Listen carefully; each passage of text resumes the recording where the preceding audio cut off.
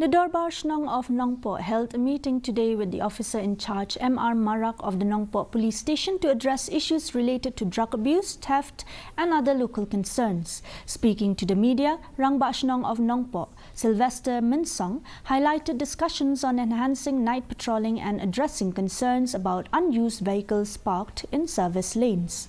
He expressed satisfaction with the Nongpoh police station's commitment to supporting these initiatives. Officer in charge M.R. Marak confirmed that night patrolling has been implemented and has already led to several arrests.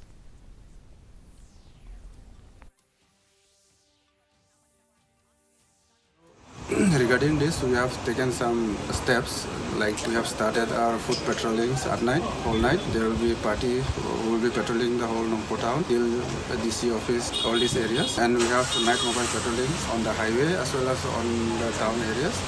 They will be on the move at night. Like our patrolling party, we have evening patrolling and whole night, again other patrolling. Besides our police station patrolling, we have this traffic branch also. They also go for night mobile patrolling. So these are the preventive measures that we are taking to prevent all the crimes that is happening in our area.